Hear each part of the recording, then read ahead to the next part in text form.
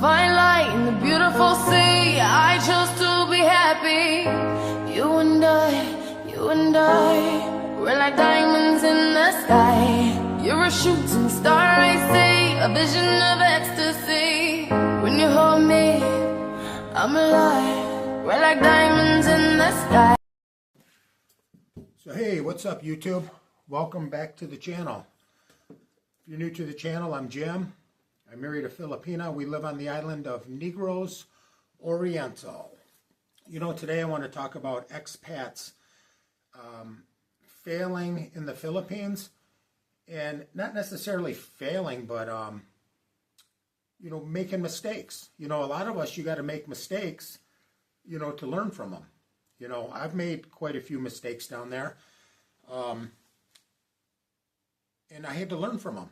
So I'm here to share today with you some of my concerns if I do ever go to the Philippines in the future to retire. And I got a few stories, but at first, you know, the main one before I forget is medical or health insurance. You know, I'm going to be 54. Actually, I'm 54 today. And man, I forgot. And yeah, I got that CRS, can't remember shit. And that's after my wife sent me a video with the kids singing happy birthday. Well, you know, I've even bought, every time I've went over, not the first couple times, Safety Wing. And I'm not sponsored by them. Not yet, at least. Maybe one day that would be kind of cool. But no, for real, I just like doing the videos right now. I've met a lot of great contacts, a lot of great people that I do consider friends. But listen, the medical, you know, I've bought it. I've never had to use it, so I can't speak on it. You know, I can speak on the medical because I've been in the hospital. My son had a major brain surgery. My wife had like an abscess on her leg, and it's common down there. You'll see people where they get them on their neck. So, anyways, with the medical, it's going to be cash.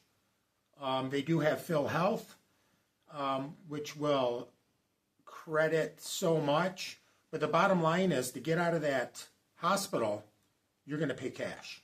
You can't leave. I mean, maybe if I was there, I could just get a little bit angry or whatever and just grab my wife and move on, walk out of the hospital, but it's frowned upon. Medical costs. Let's say CAT scans, x-rays, even going to a dentist for minor, major surgery, a tooth pulled. Very, very cheap. I'm talking cheap, 10, 20 bucks. Big surgeries, brain surgery.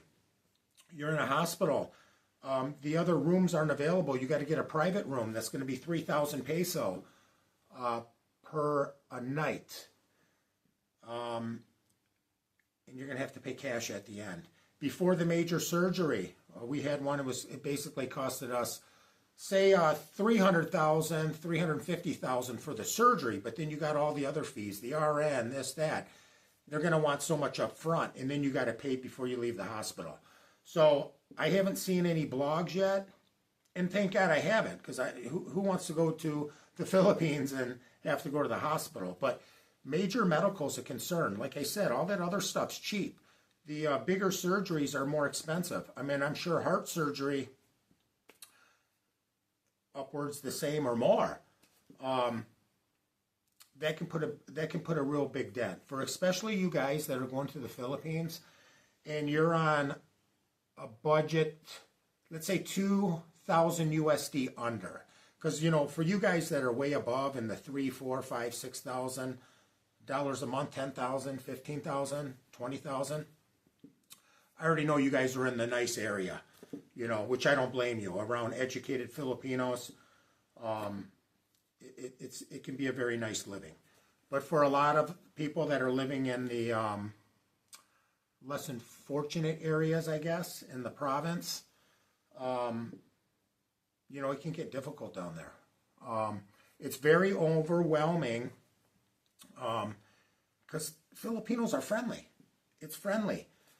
For you guys that are going down there with barely no savings and you're using your credit cards and think maybe you meet this Filipina and you can start a little business up and It's very difficult, very difficult. I got some videos out there.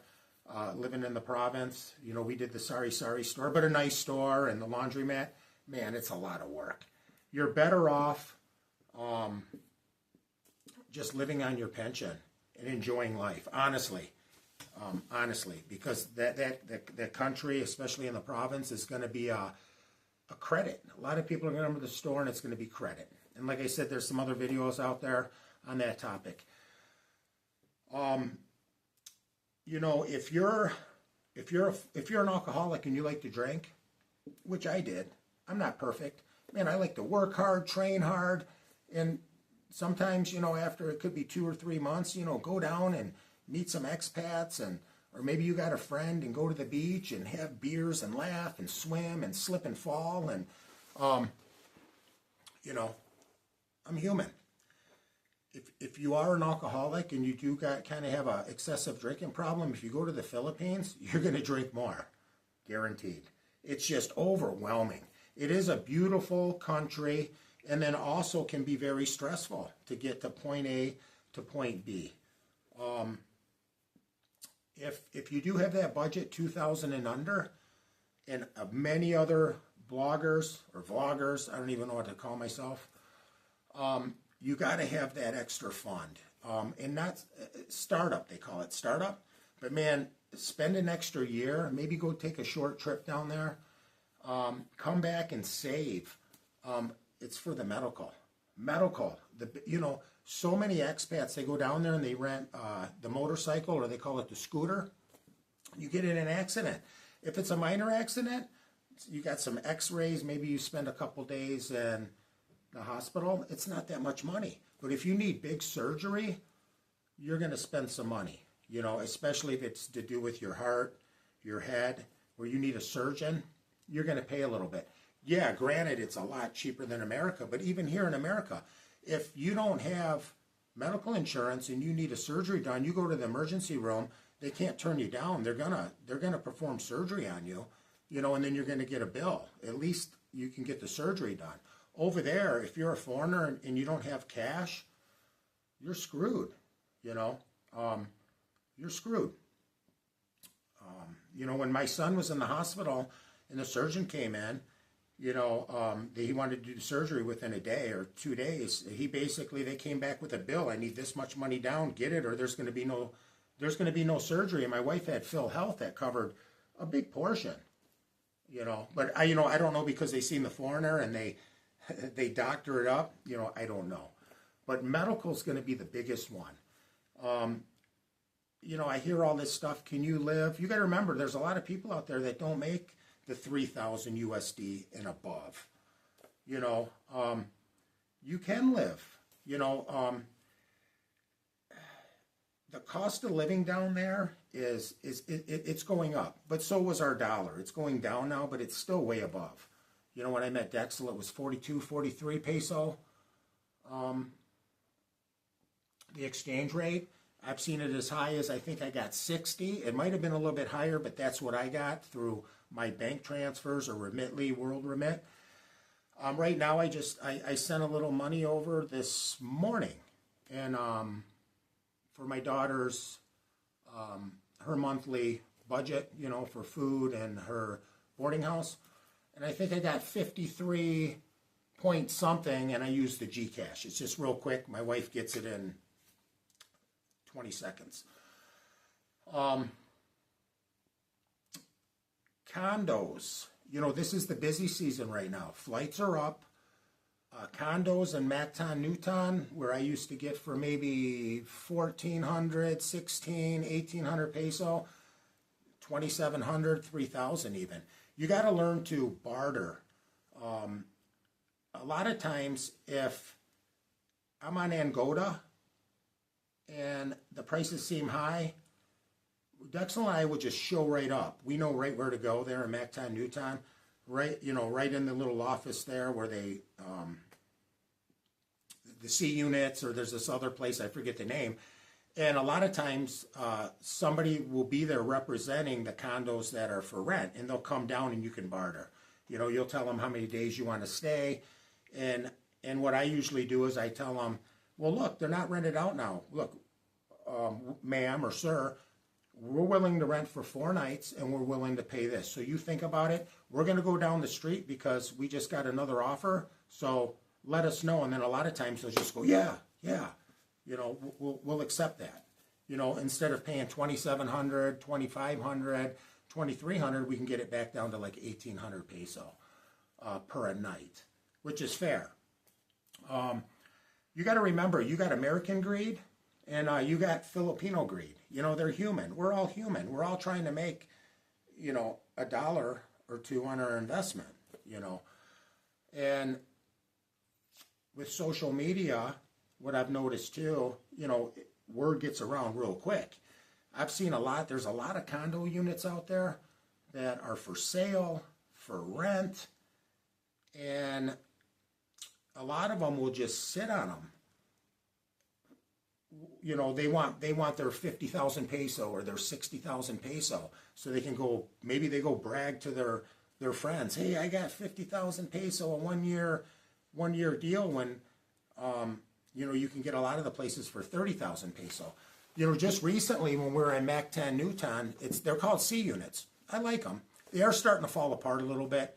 The pool, the tiles are breaking, and I've noticed they're kind of slippery tiles, and you step. You got to be careful when you're walking. These tiles move, and you can slip. I ran into an expat, and he had the 2-bedroom, and he signed a long-term, a 1 year, and he got it for 20,000 peso a month, which that's a phenomenal deal. At that time, I was telling him, yeah, they were trying to, our first 2 nights, we retired. I think we paid like 2,400 peso, and then I pulled that, I kind of bartered with the lady and said, look, we want to stay here another like 6 or 7 days, but we're willing to pay this. So you either pay this or we're going down the street. We got a nicer place. And then she actually came down in the price, you know, where I believe we paid like 1,800 peso. There's still deals down there, but you need to get down there and really barter with them, you know. Don't rush, you know, find maybe a cheaper place without a pool. Plenty of places for 900 peso. And I've seen some for 1,200 where you got a swimming pool, you're right there by the mall, and that's right there on Lapu-Lapu Island.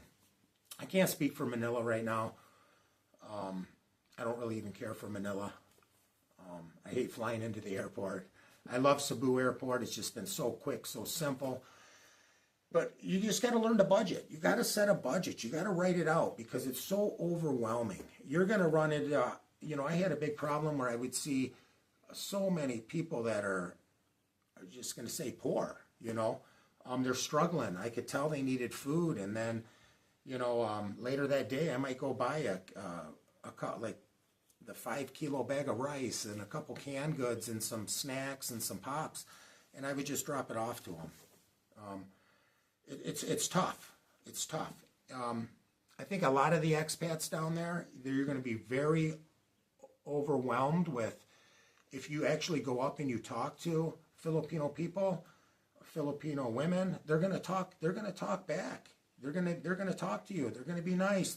You know, they're very talkative. You know, here in the United States, you just walk up to somebody and you start talking. They're gonna be like, you know, I mean, you can get that. Very open for you guys that are looking to date. Man, it's just be yourself. If you go to the food stands, you're gonna. A lot of the ladies there might be, sir, are you single? And for, you know, me, I'm always like, no, I'm married. My wife's right here. You know, what do you think? It's my daughter. And, you know, because I have a daughter, you're going to get a lot of that. There's no problem finding a Filipina if you get off your ass and you walk and go travel. And you don't have to go far. Go hang out at the food stands. You know, where they got that chicken or pork or chicken intestine on a stick, you know, pineapple. They got, you know, you can meet a lot of people. Dexter and I did a lot of walking. I used to do a lot of traveling just because it is, it's real nice if you jump on the motorcycle because you can just travel to a town, park, walk, go back. But I hit a point where driving on the scooter is getting very dangerous. The wild dogs, the way people drive, you know, you got to remember, I think it's like 90% of them don't have driver's licenses. The ones that do get fixers. I mean, they have were never taught to drive. It's getting very dangerous. And my biggest concern is being in a foreign country, getting injured. So you get injured and you have to do the hospital. And people, oh, but it's so cheap. No, it's not. It's cheaper than America, but it's cash right out of the pocket. So if you don't have that reserve fund, and they don't take credit cards. I couldn't be like, here, take my credit card. They wanted cash, you know, because I think with the credit card, you could dispute it, you know, and maybe get your money back. So they do not take credit cards at the hospital we were at. Absolutely not. They wanted cash, you know. And then thank God, too, a lot of the hospitals are by banks. Because can you imagine trying to go to the ATM? How many times I went to ATM, there's no money? Or you can get 10,000 peso out, and then you got to stick your card and you get another 10,000 peso. I think I can get most machines up to 40,000 peso, 10,000 at a time. Thank God my bank reimbursed me on the fees, you know. But, you know, let's say they want 500,000 peso, and that's going to be easy. 500,000 peso, if you got a major brain injury, a stroke, or you got something where you need stents on your heart, easy. And they're going to want that cash up front. And if you're there by yourself, how are you going to get the money? You know, how are you going to get the money? Think about that. So it is nice to, when you go down there, go down with a friend, have friends that you can get in contact with. I'm sure we're going to have some videos coming out soon. I mean, I hope not. Nobody gets injured and has to go to the hospital, but the medical is a big concern for me. And like I said, nobody's failing. You got to go down there and you got to learn, you know. It's just like here, you know, obviously if you have a spending problem in the country you come from and you go down to the Philippines, man, it's easy to spend some money because everything's so cheap. You know, for a while there, I'm like, oh, it's only 500 peso. It's only 500 peso, 200 peso here. Buy the kids ice cream. My wife's going, no, stop. We used to kind of get in arguments. And then I started thinking about it. I'm like, wow, 500 peso, you know, that's like $8 or $9, I believe. Just divide by 55, you know. So then that'll come out USD. If you're spending 1,000 peso for right now, it's close enough. Divide by 55. It's going to spit out a number. You know, 1,000 peso divided by 55. I don't know. Maybe it's 17, 18 bucks, somewhere in there. So, anyways, stay tuned. I just got an update with the attorney for you people that have been following me. So I'm going to know tomorrow. Hopefully this weekend I can put out a nice video from the airport. That would be great. And I'm going to leave you with this little video right here. My kids, because it's my birthday today. And just check it out. They get to eat cake and I'm not. So stay tuned for the next video. Thank you. Ready, 1, 2, 3, go. Happy birthday to you. Happy birthday to you. Happy birthday, happy birthday, happy birthday to you. Happy birthday to you. Happy birthday to you. Happy birthday, happy birthday, happy birthday to you. Happy birthday, my love. Happy birthday, Dad. Happy birthday. Happy birthday. Blow. Happy birthday, Dad. Okay, blow. Blow the candle. Blow. Wish is a wish. Wow. Flying kiss. Flying kiss. Daddy. Yeah. One more flying kiss. One more. Wait, flying kiss. Follow. Ito na slice. Ayan, Slice, ah.